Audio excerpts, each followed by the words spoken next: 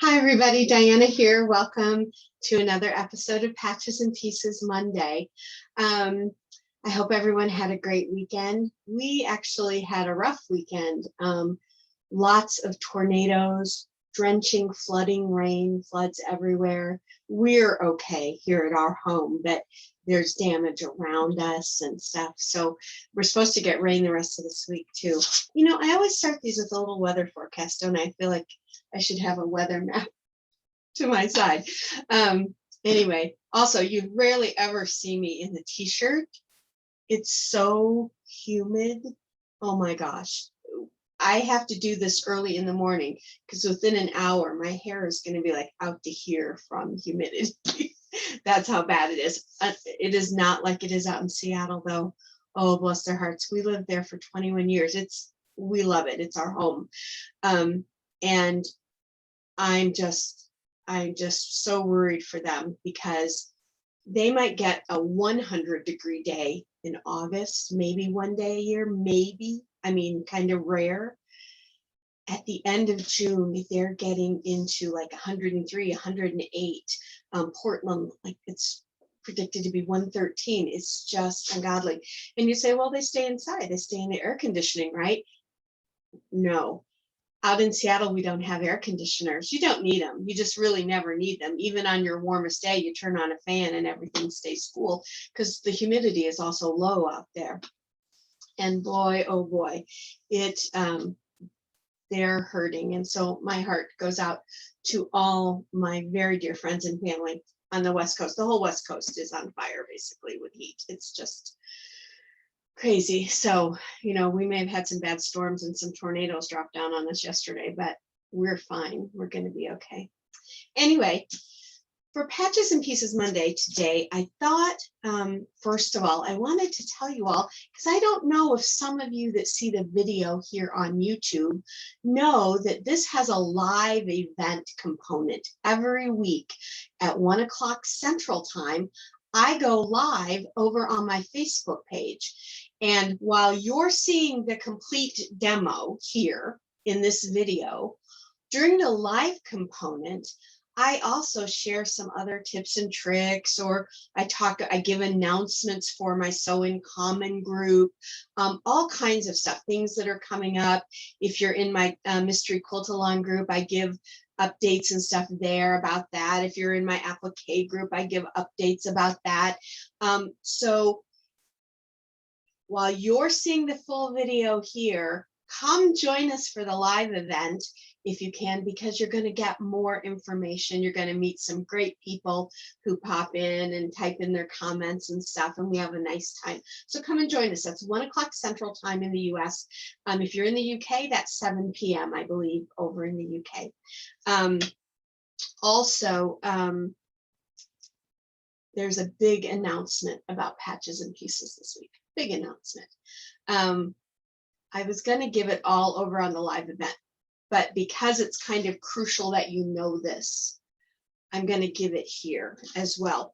First of all, if you can't be at the live event because you work or you got kids or you're doing other stuff, right? Life. Always know that if you go to Heartfelt Creative with Diana, and that information is down in the description here, and go to the video section, you can always find those live event videos. I don't keep you very long in those, 15, 20 minutes at the most, typically, because the main demo is in the video. And in those, in that section, you'll see them it'll say Patches and Pieces, and then it will say whatever the block is. So today we're going to talk about a very traditional block called the Churn dash. So for today, if you're trying to find it, you would see Patches and Pieces Churn dash block, and you'll see the date that will match up as well, because this video gets posted the same day as I go live. So that information should help you find the live events video if you can't join us while we are live, okay? And yes, there's a big announcement today, because I keep saying Patches and Pieces, right? We're going to change the name. I've been thinking about this so long, and I love the little name Patches and Pieces, because that's what patchwork quilting is, right? It's patches of fabric from here and pieces of fabric from there. I love it. But I'm changing the name because I want to think about it in a little different way. I want to think about this video series as your library of quilt blocks and information. So I'm now going to call this the Quilting Library. So instead of patches and pieces, you're now going to see the Quilting Library. And that way you've got a whole library of videos for different blocks that you can make.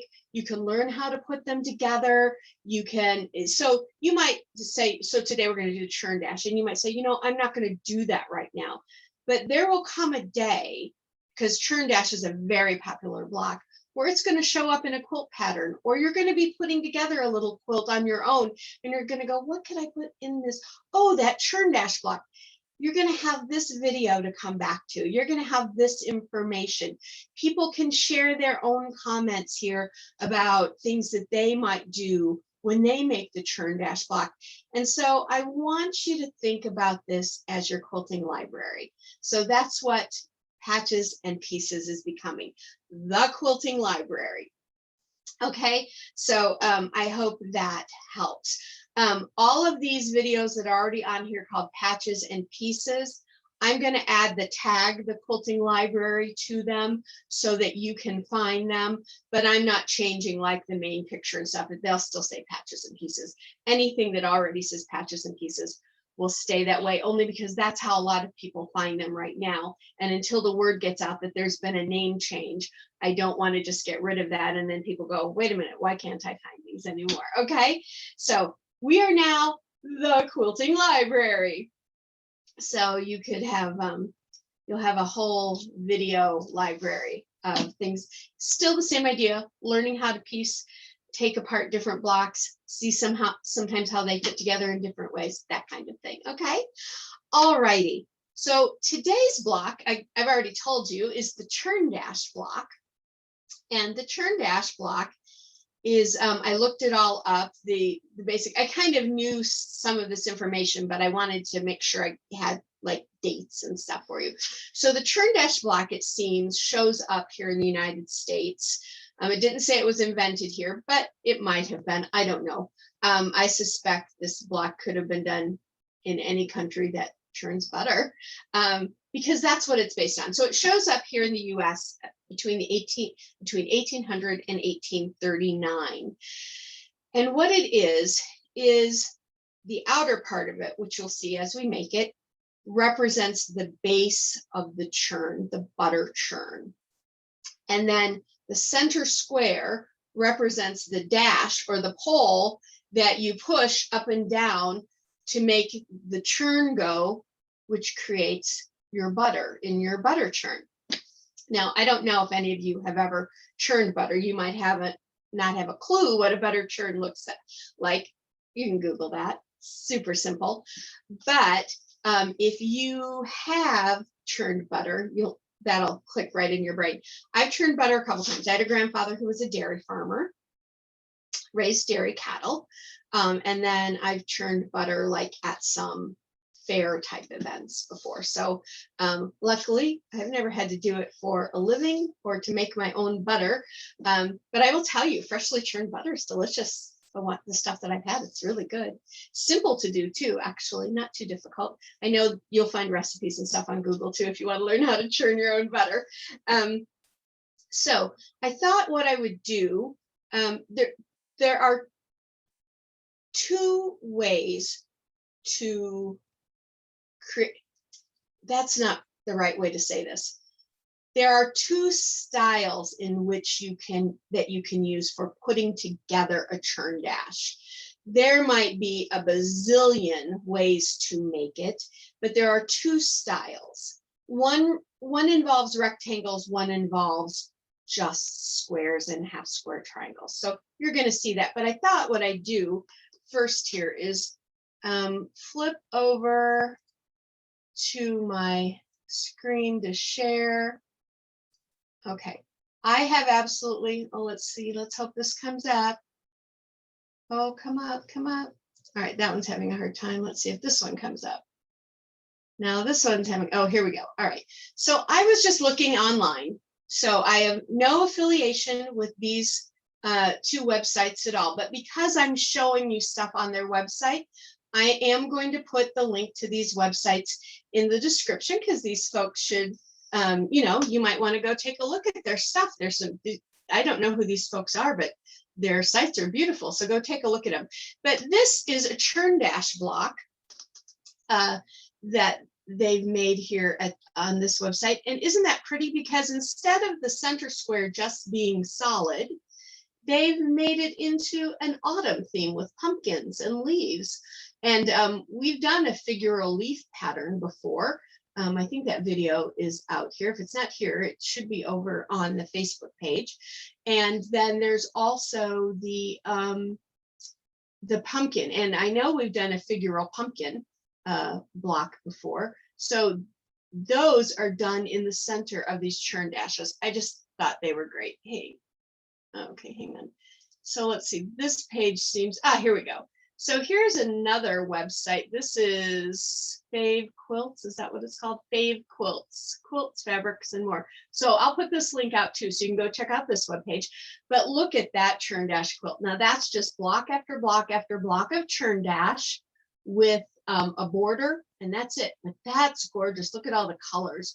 So you can see you can do a positive and negative reflection type of block with these, depending on your colors. Let's look down here. She has some more too. This one is super cute. Now this is a little bit different. I don't know what's going on here. I'm really trying to, I don't know what's going on this page to make it goofy. Well, shoot.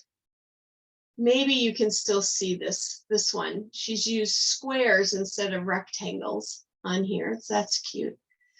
Oh, shoot, what's going on here?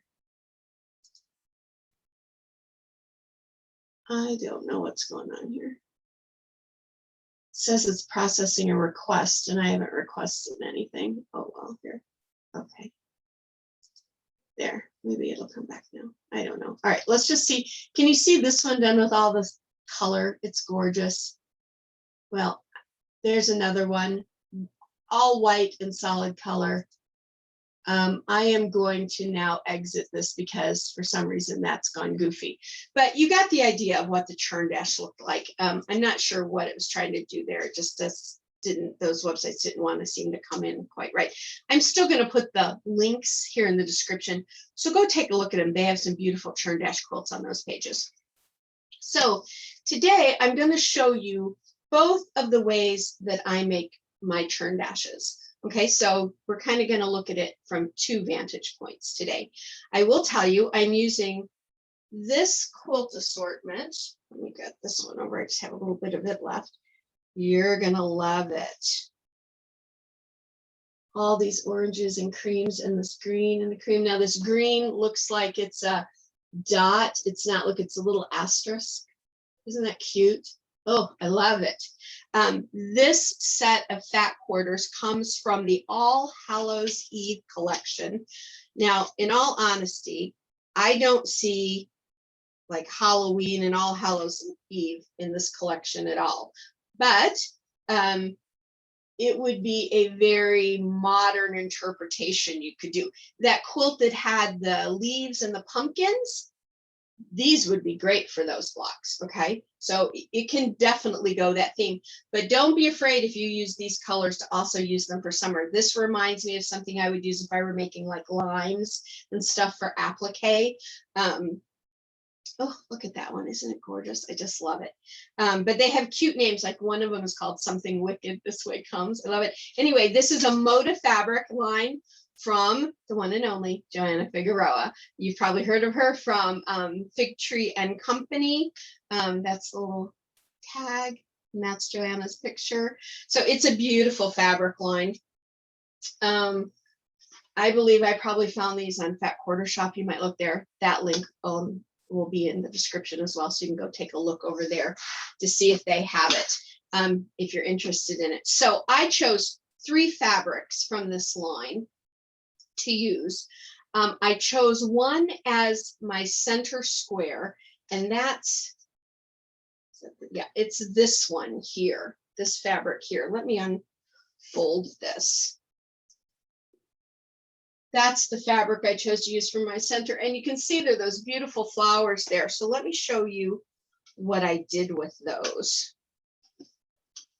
Oh, you should also know that below are 2 links that take you to 2 photographs that have the layout of the fabrics, how many you need, and the size square or strip that you need on them. So you'll see the whole picture will show you one for one layout, one for the other, and they'll have a sticky on there. So this is one at 5 inches, so 5-inch square. This version that uses the strips, this says 2.5 inch, and I put strip below so you know it's a strip. And I used fat quarters, so I didn't put with the fabric because that would be like the 42 inches that fabric normally comes in. So excuse me, I'm already getting strings on me. So I just put down 2.5 inch strip, and that's the width of your, which is what, 22 inches for a fat quarter. And I did 2 of each just to make sure I had enough. You're going to have leftover, but I wanted to make sure I had enough. But let me show you what I did with that fabric I'm using for the center. Let me flip the camera over to the camera overhead. Here we go. There we go. Let me bring this down a little.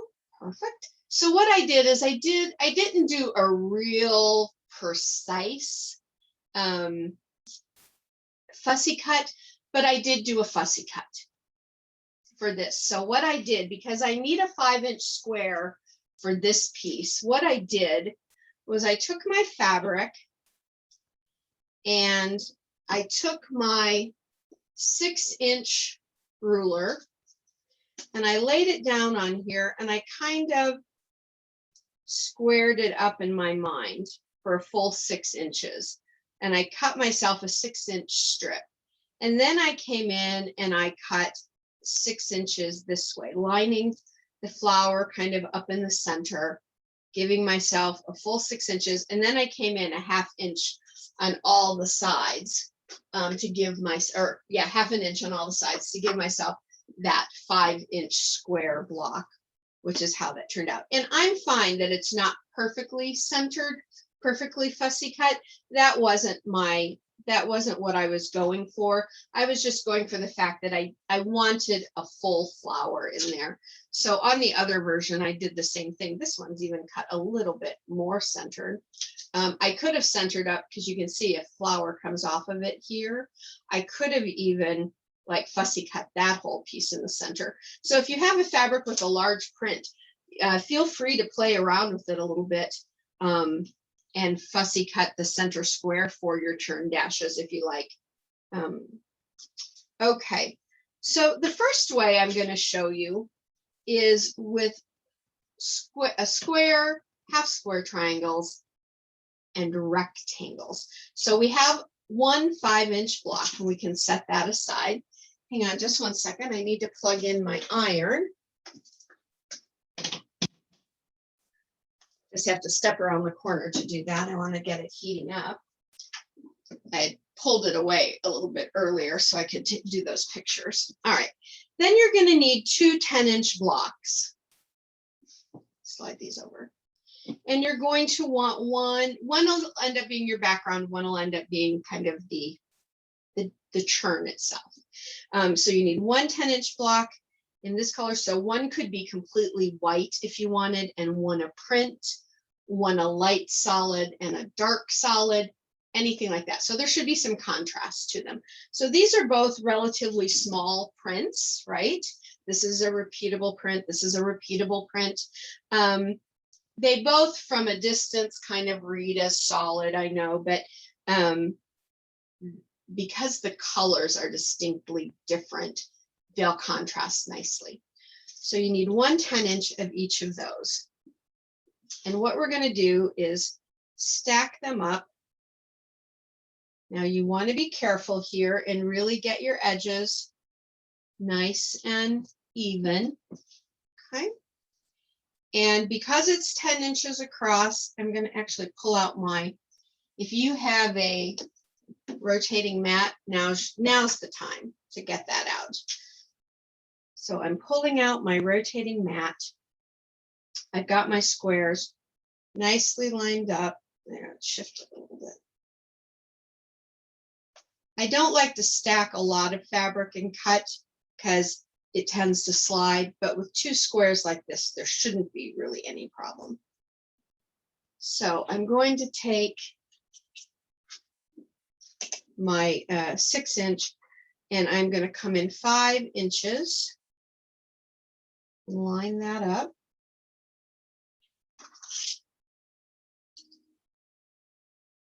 So that puts my line straight down the center, and I'm going to make a cut. What I'm actually doing is turning these two 10-inch blocks into 4 5-inch squares. So if you had charm pack squares, you could use those too. You would need 4 of one color and 4 of another. And in charm packs, a lot of times there's only 1 or 2 of each pattern. But you could mix and match your patterns and kind of do a crazy scrappy look. That could look really fun. All right, so there we go. We've got 4 squares in each color now. Now I'm not going to separate them. I want them to stay together. So I'm going to take 2 sets and I'm going to set those aside with my other block. I'm going to take my turning mat away. All right, so now I have 2 sets. And what we're going to do with these is we're going to turn them into half square triangles. So as with all half square triangles, put them right sides together.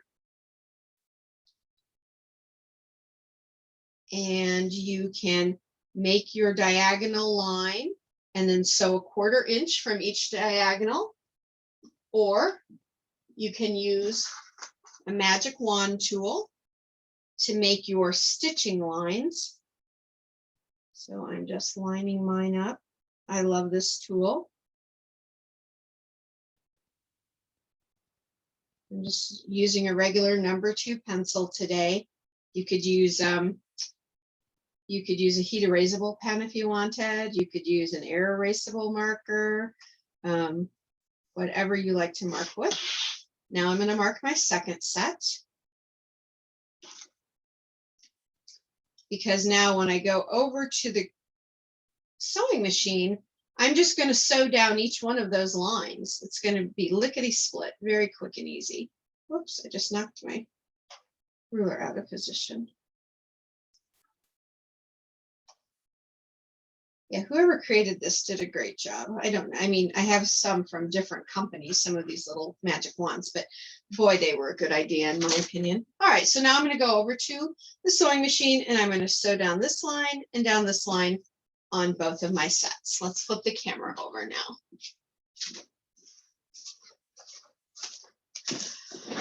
I'm just using a 2.5 stitch length. You could use a 2 if you wanted.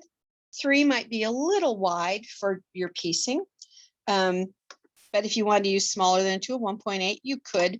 But I think a 2 or 2.5 is good. I'm just going to sew down one side and up the other side.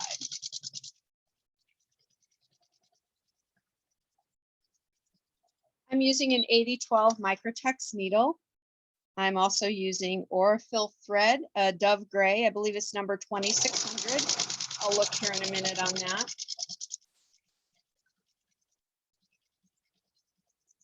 I'm just going to sew off the end and I'll chain piece those others together.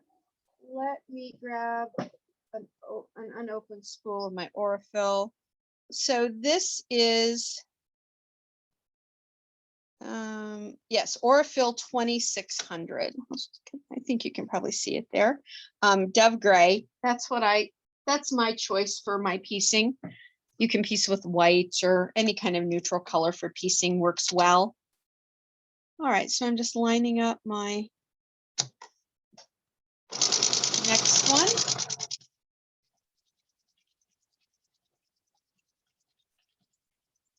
I have my walking foot back on, but you can be using a 1/4 inch foot here. You're just sewing down the line. If you are sewing a 1/4 inch to either side of a center line, then yes, a 1/4 inch foot's going to be very helpful for you there.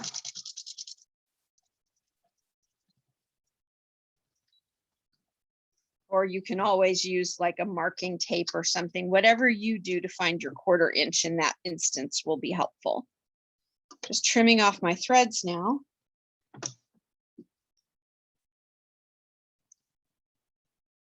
Alrighty, let's go back over to our other cameras. Alrighty. All right, so now I've sewn both of mine together. Now all I have to do is cut them apart and square them up and iron them. And I'll show you what I use to square mine up. Alrighty, so here we go. And grab my ruler. And I just like to set mine on point and then line up point to point, or put my 1/4 inch mark on my line right there and then cut them apart. And you have 2 half square triangles there. And we're going to do that again with this set. And we'll get 2 more half square triangles. This is such an easy method, and you don't have to mess with that business about being on the bias when you sew. You know, when I learned how to quilt and we were still quilting by hand, we cut out all of our triangles. And so you always had to be super careful putting your half squares together because of that biased edge. But luckily we don't have that problem with some of the newer methods today. It's really nice. So I'm using a Quilt in the Day square up ruler. If you'd like to know how to use this, I have a video from last week. Why am I not getting a full? Okay. Do this to 4.5.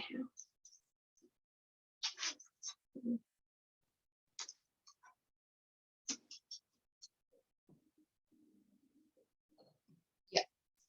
So I am going to square up to 4.5 inches.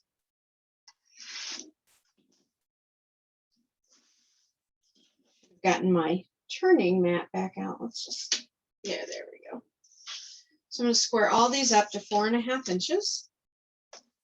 And so on last week's Good Gadget series video, I showed you how to use 3 different square up rulers. So you might, if you don't like squaring up, or if you tend to have problems squaring up, take a look at that video. You might find that one of those 3 really are helpful. And one of them is this Quilt in a Day square up ruler. This one is done a little differently because it is done before you flip your half square triangle open. The other 2 are done after you've pressed your half square triangle. Whoops. Let me straighten that. I need to put my grippy on the back of this half square triangle. I haven't done that yet. Have any of you ever used the product Grippy? Let's see, I think I have it. Do I have it sitting around here somewhere I can show you? No, it doesn't look like it. It's hiding from me. It's a product that you spray onto the back. It doesn't cover up your lines or anything, but it gives the back, I mean, it's kind of like these in the end. It's not this color, but it's kind of like these in the end where they don't move once you put it on there. And so I need to do that to this one today and let it dry while I'm doing the marketing and stuff like that. Tried to do that yesterday and the tornadoes kept dropping out of the sky on us. We were in tornado warnings and severe thunderstorm and floods and rain until 10 o'clock last night, all day long. We were out in the car when the first tornado warning was sighted, when the first tornado was sighted. And normally, you know, if you live here in the Midwest, you know, you grow up, you're always told that if you see a tornado and you're in your car, you find a ditch and you get out of your car and you get in it. But there has been so much rain that if we had done that, we would have been underwater about 3 feet because the ditches were completely full of water. It was crazy. So I'm going to press all of these to the dark side. I'm going to set my seam, and you know, I like to use my precision piecing conditioning pen for my half squares. Flip that open and give it a press. And I've got my tailor's clapper. Again, I'm not supported or paid or anything to show any of these tools or products that I use. These are just things that I use, that I like, that I found useful over time. You know, some of them I've gotten and I found not useful, so I don't talk about them because I don't want to. I mean, some people think things are great where they might not work for you, right?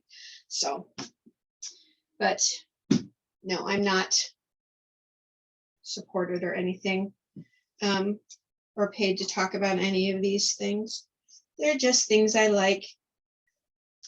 And I will tell you, I was very resistant to this piecing pen for a very long time until I tried it. And then I thought, well, just goes to show you, you should try something before you place judgment on it, because now I won't do my piecing without one handy, because it really gets a flat seam. It takes a second, you know, to put it on and all, but look, it's already laying flat. Like normally your half square triangle would still be like this. It's already laying flat. I haven't even pressed it yet. I just love it. You can find that product probably at your local quilt shop. I know you can find it on Amazon. Alrighty, so let me flip that back around. Okay, so now we have our 4.5 inch half square triangles, and I'm gonna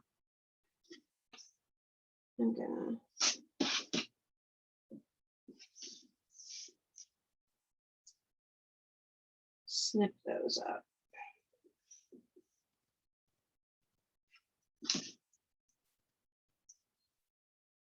Just taking off the little dog ears.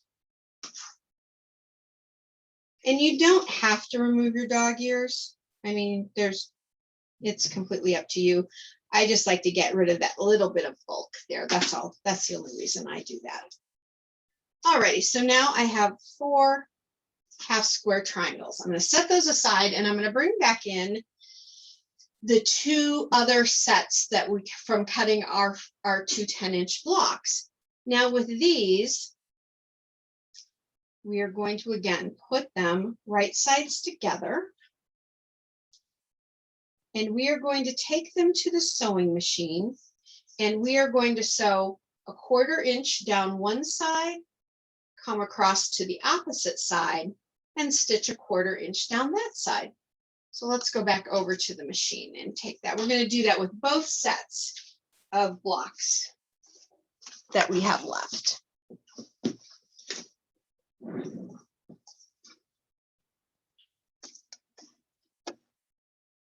And I'm just lining this up for a 1/4 inch seam. No change in regard to thread, stitch length, needle, anything like that. All right. Snip that thread, come back around to this side, line up.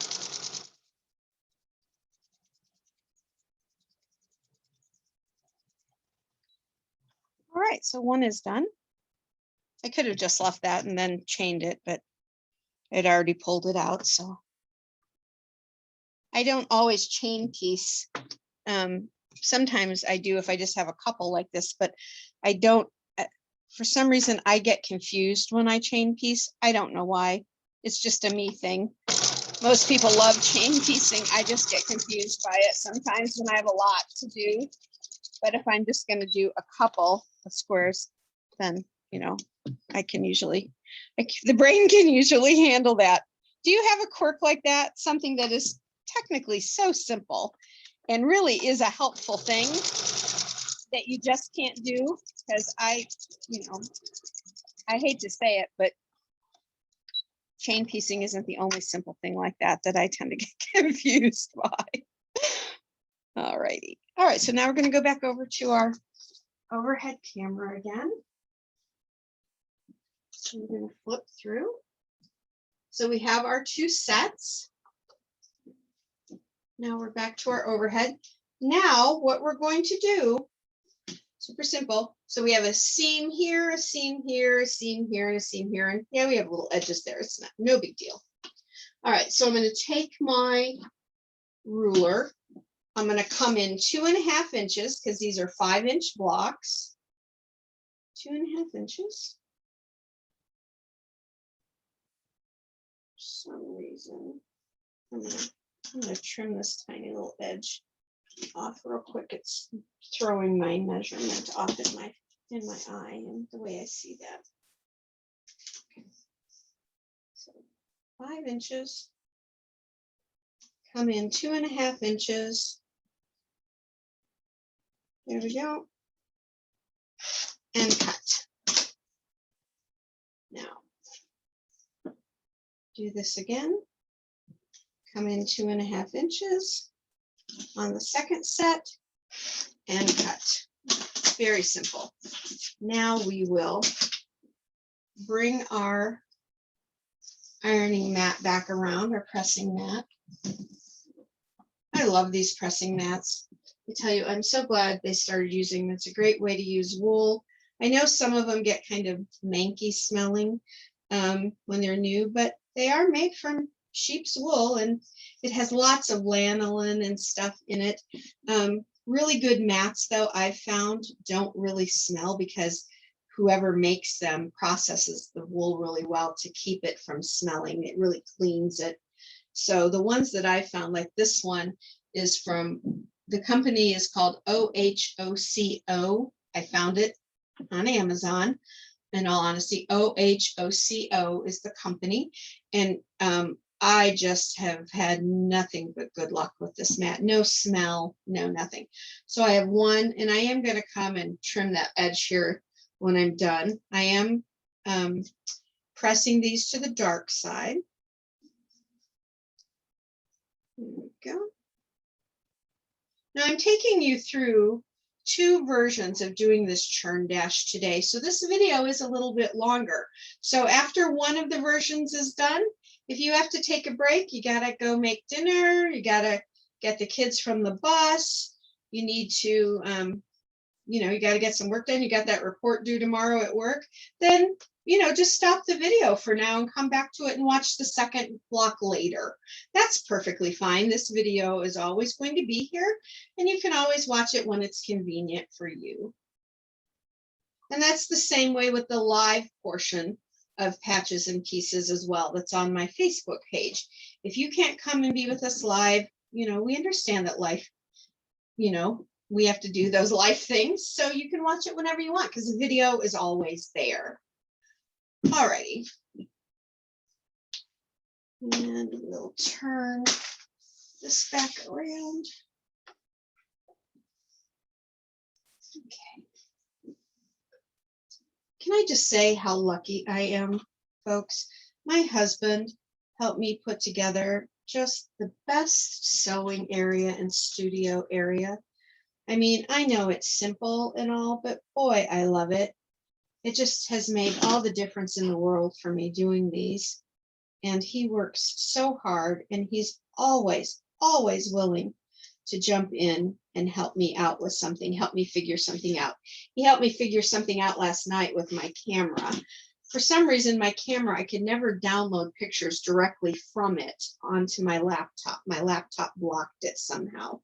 But I ended up having to I'm cutting off just the tiniest. I'm being really OCD about this a little bit, but that's me.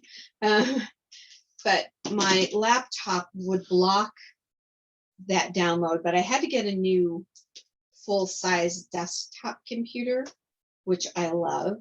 And last night I plugged in my wire from my phone to that computer, and it allows me to download my photos, which makes downloading my photos for doing like the thumbnails and stuff for these pictures so much easier. And he was so patient with me. He sat with me and just kind of showed me the tricks he uses when he does that for stuff he has to do at work. It was just great. I just have the most supportive husband in the world. I am very, very fortunate. All right, so I have my blocks set up. Now, we're going to start. I'm going to repress my center block real quick. Somehow it got a little bit of a squidgy wrinkle in the center. I don't like that. All right, so I'm going to set this up again. Now I'm going to set this up as I can see it, but well, no, I'll flip this around so you can see the center square. It won't make a difference. So what I want to do is I want to start with my, with my half square triangles, and they're going to kiss my center square like that. Okay. You can already see it being made, right? And then I'm going to take these squares and set them together like this. I will also, so I told you there were going to be pictures of the layout with the sizing. I'll also do layout pictures of the squares. I'm trying to see if I can get this to show the whole block. There we go. Isn't that pretty? So I'm going to do a photo of this so you can see the actual layout. I'll leave a little space in between the blocks so that you can see them. This is kind of a traditional way to do a churn dash with the rectangular pieces in the center like that. Because if you look, these pieces are a little bit longer than these pieces. These are 5 inches. These are 4.5 inches. So it just gives a slightly wider look. I mean, it's so tiny that you might not recognize it when you look at the next version of the churn dash that I'm going to show you, but it is a different way. They're both different ways. So with this one, we used rectangles. In the next one, everything is going to be a block. So that is our first churn dash. I love how that turned out. Joanna Figueroa's All Hallows Eve fabric just looks gorgeous in that. This block I know is going to go in something, since I'm going to have 2 of them, I know these are going to go into something that I'm going to make for the fall, maybe a wall hanging or something for the fall, because I love these. All right, so I'm going to set these aside now. That was block 1. Okay, so with block 2, so now if you need to take a break, you need to go pick up the kids or whatever you have to do, you can stop the video now and come back and watch the second demo at a later time if you want to. That's perfectly okay. So in this one, we're going to do some strips. These strips 2.5 inches, and they're, this is the 18-inch width part of my back quarter, okay? And so I cut 2 of them, and I'm going to put them together.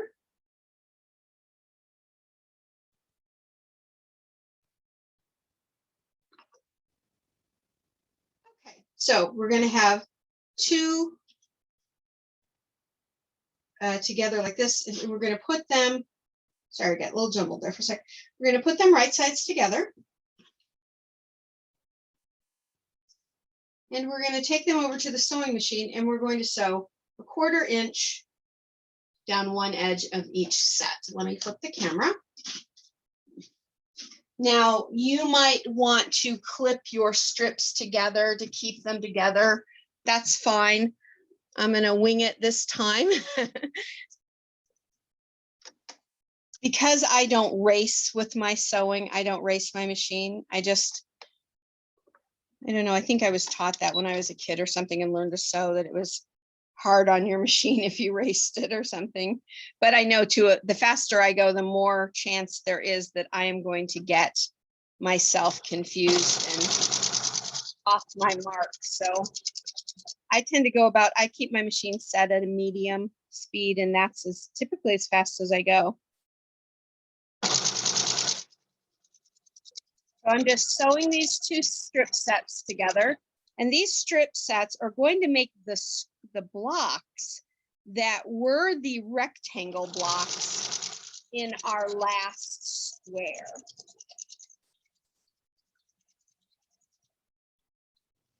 And yep, I stop every little bit just to make sure I'm lined up pretty good. I'm just sew off that, and I will bring in the other set. And I remembered I can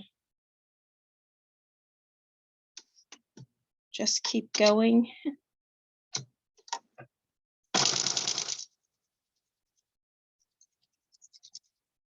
And chain piece these two sets like this.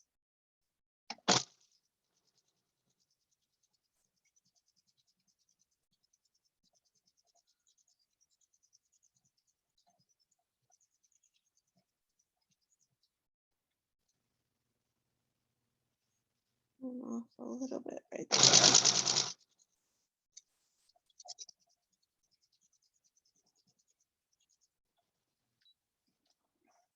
Alrighty, I'm going to snip that and snip my threads on this end, and we'll go back over. And you kind of know the drill at this point. We're going to press these open. Bring in my mat. Now, I will be honest, on long strips like this, I don't tend to use my precision turning product as much, but I do give it just a light mist of water. Some people don't like to piece and quilt with water or steam. I've always done it. I think it's fine as long as you're light-handed with it and you don't stretch your fabric. I have no problem whatsoever with steam. I like it. Okay. And on these long strips, I do turn them over and give them a press along this seam in the back as well. Okay, set that one aside. Bring in the other one. Let's move our camera a little bit there. That's better. Yeah, that's better. Okay, flip this open. Again, I'm just turning my fabric open to the dark side fabric, to the dark fabric. Come to the dark side. Are you guys Star Wars fans? We are in our house. We're big Star Wars fans. I remember seeing that very first movie episode number 4, in all actuality. If you use steam or water, your tailor's clapper is really helpful there as well. Maybe that's why I don't bother, why it doesn't bother me so much. But I remember seeing that first Star Wars movie. It was such a groundbreaking film in how they filmed it and with the CG that they used. I mean, we're so beyond that now, but back in the 70s when that came out, that was just amazing stuff. And the story was so good. Alrighty. So now we're going to, I'm going to bring the camera back over. We're going to cut ourselves some blocks.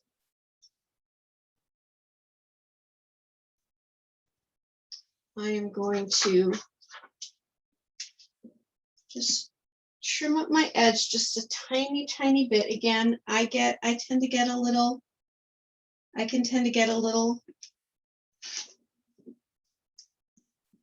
picky with my edges, but I always find that if my edge just starts out really good and clean, it'll end up just being easier for me in the long run. All right, so we're going to cut these at 5 inches because they should be 4 and a half inches. Sorry about that.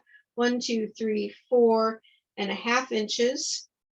So we're going to cut them into squares at 4 and a half inches. 1, 2, 3, 4 and a half. And we want 4 of them. So I don't think we're going to get all 4 of them out of one set of strips. We may. If we do, then they'll have enough to make another. That looks like maybe we are. I should have measured just a little bit better.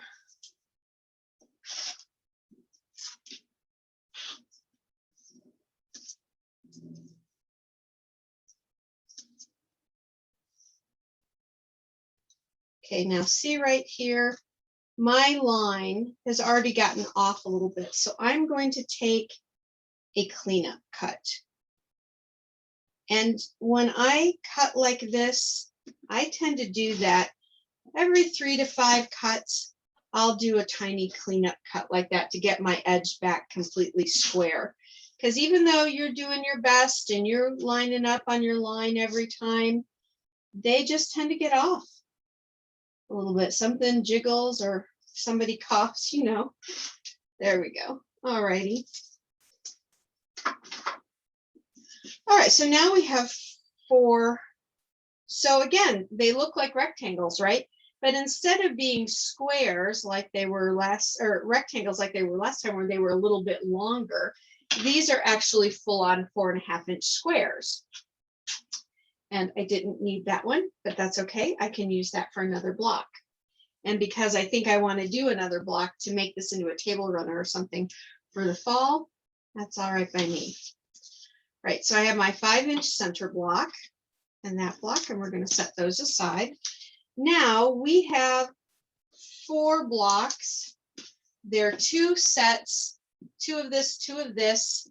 Again, your light dark, your medium dark, your solid print, however you want to put yours together. And we're going to do, once again, we're going to do half square triangles. Easy peasy. What's that for easy peasy lemon squeezy? I always knew easy peasy. I had not heard the lemon squeezy until just a year or so ago. All right, so I'm going to mark these with my magic wand.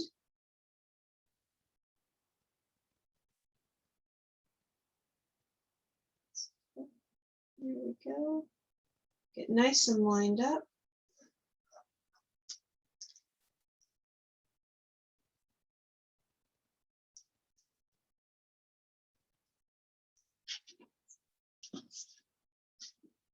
So again, on the Good Gadgets episode for this week, go and take a look. I show you 3 different square up rulers and how they get used, and talk about like my journey with a couple of them. And you can take a look and see, you might find one. If you don't like squaring up, or if you have trouble squaring up, hopefully you'll find one that's helpful. And that's in this week's Good Gadget video series, which is already available. It came out Friday. Came out Friday. So now we're just going to sew these like we did before with our last block and make some half square triangles. Need to line that up a little bit. It slid on me. Wouldn't think fabric would get slippery like that, but in 2 seconds, but it does sometimes. All righty.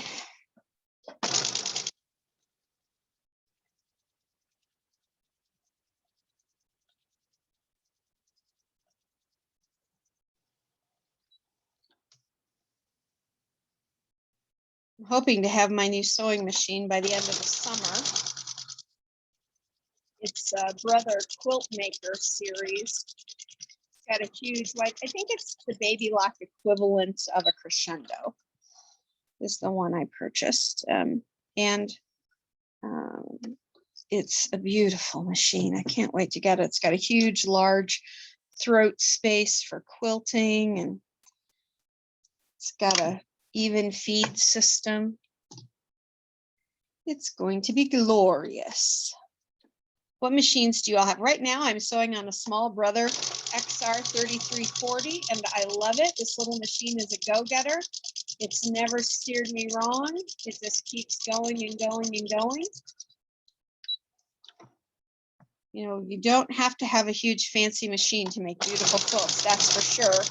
And if you are fortunate enough to have one of the bigger, more beautiful machines, then, you know, use every aspect of it and really enjoy it. And I know I'm looking forward to finally having mine later this summer. I put it on layaway during COVID because, you know, not knowing how things might turn out with COVID, job-wise, things like that, I didn't want to put all of my money into a machine right away. And the folks at my fabric shop were so kind about letting me do that. So, you know, if you're looking for a machine and you go to a shop, talk to them, just be honest with them. Sometimes they will really help you out if they can. And I know the place where I go, they're wonderful. So, okay, we are back to cutting our half square triangles in half. So yeah, my machine's coming probably September, I'm guessing.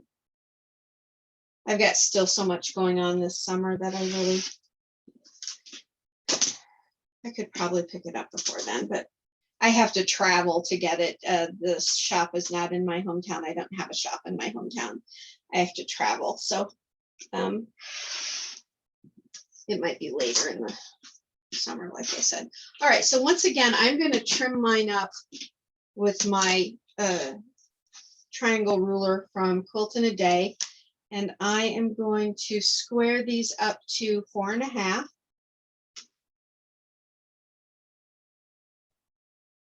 Now, yes, I made these bigger. I like making them bigger and then trimming down. And I know there's a little bit of waste there, but it's not a lot. And I like that better because I get a much better, I just find I get a much better half square triangle when I do that.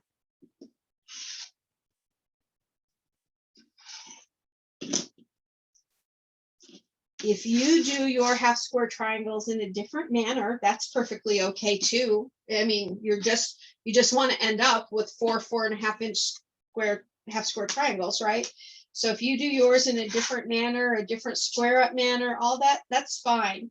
Aren't we glad that we have so many ways to do things so that you can find the tool and the process and the technique that works for you?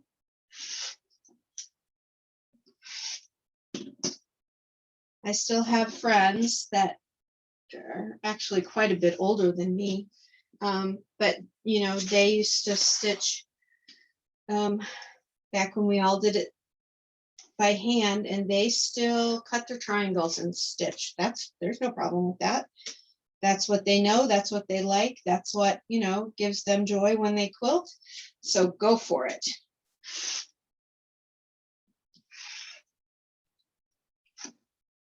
Seems like I keep missing that corner. I should be doing this on my circular, on my rotating mat. Sometimes it's just hard to keep getting that out when I'm filming because I use it. It's just like literally below the top of this desk on a shelf. But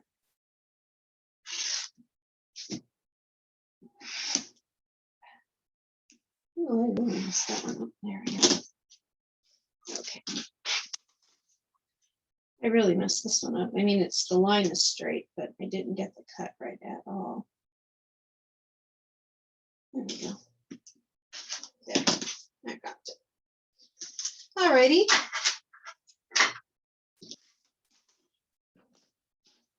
Bring in our press mat.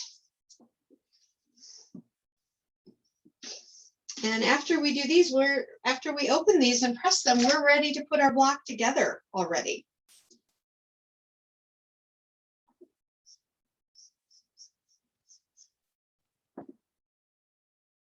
You know, strip piecing is a great way to do a lot of quilts.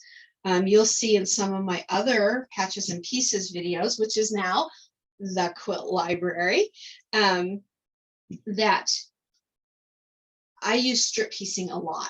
It's a fantastic technique. It's a time saver. I'm not, when I piece and when I quilt, I'm not always about time. I'm never about speed, and I'm not always about time.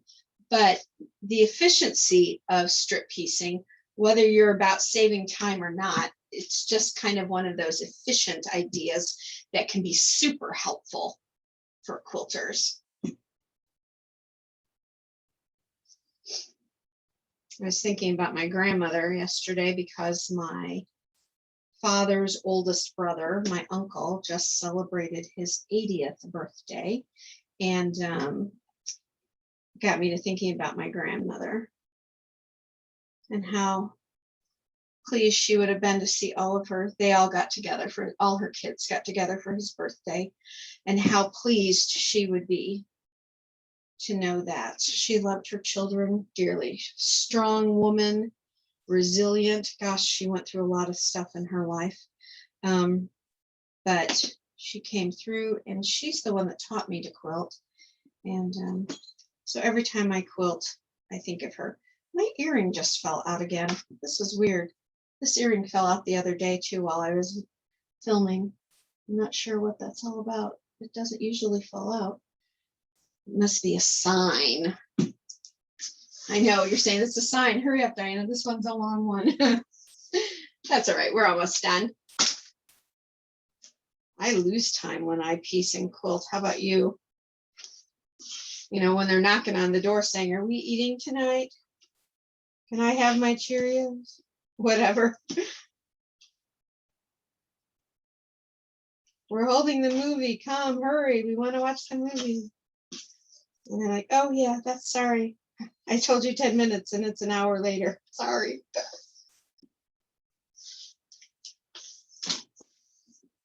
Okie doke. So now we have 4.5 inch half square triangles. Okay, so let's bring in our center block again. Once again, our half square triangles. I actually think I have to, yeah, just a second. I have to trim this down. This is at 5 inches, but we need it to be at 4.5. When I cut this one, I always wait to cut it down at the end. Actually, I need to cut this down by 1/4 inch on each side.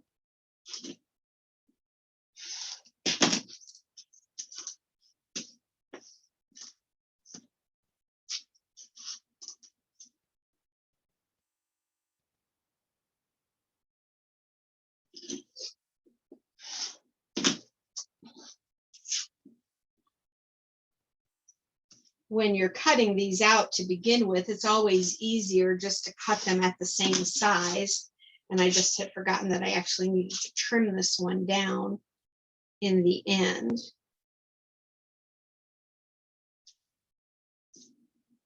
For this version of the square. Okie doke.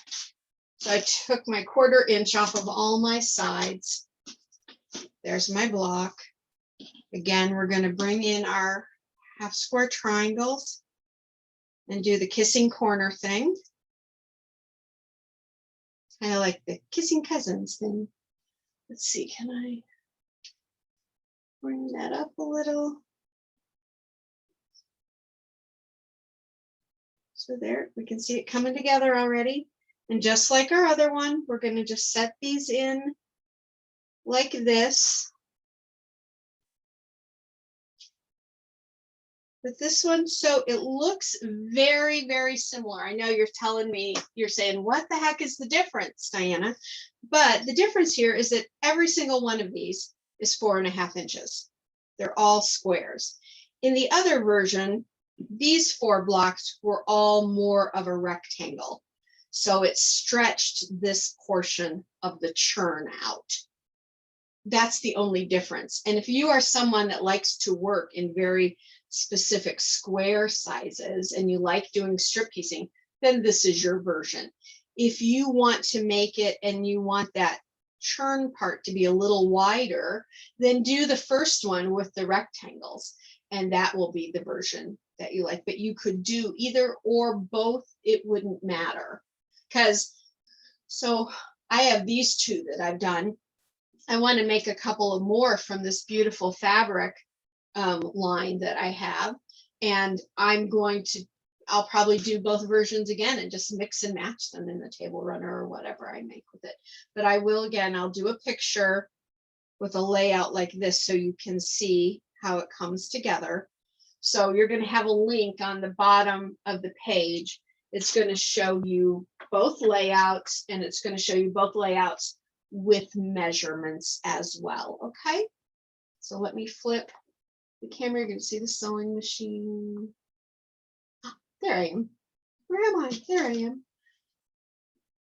We have a really cute friend, younger friend, and she does one of our local radio stations. She does some work there.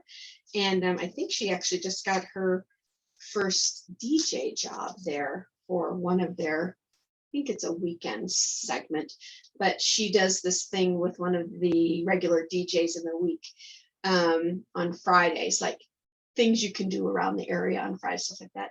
And her little, they made a little jingle for her at the beginning, and she says, where am I? Oh, there I am. It's so cute. She's just so, it's one of those things you have to hear probably, but she's just so stinking cute. I love her. Vicki, if you ever see this, love you, sweetheart. Alrighty, so that's our 2 churn dash blocks for this week. Give them a try. Post your pictures over at Sewing Common in the group. You know that. But I will always remind you, post your pictures of your blocks over at Sewing Common. Love to have you over there, seriously. And don't forget to check out the live version. So if you come be with us live, if you've got 15-ish minutes, 15 to 20-ish minutes on Monday afternoon at 1 o'clock Central Time, so you can calculate that out for your time zone, come and be with us, because again, I'm going to give you more information. I make announcements about other things that are going on. You get to meet and talk to some nice people. So if you can't be with us, always go and check out the video itself. That way you'll get that information there too. Have a great week, everybody. Don't forget, there's Sewing Common was posted yesterday for this week, and I work on, let me grab it for you. This week, the block I worked on in that series is from the Socialite series still, and at Fat Quarter Shop, and this one is called Spirited. It was by Vanessa Gertson. I loved it. I love doing it, and this one has a little special meaning for me, the way I see the block, and I tell you about that in the video too. So check out yesterday's Sewing Common, and check out Good Gadgets so you can maybe find a square up ruler that works for you. And until next time, go sew the world beautiful. Bye now.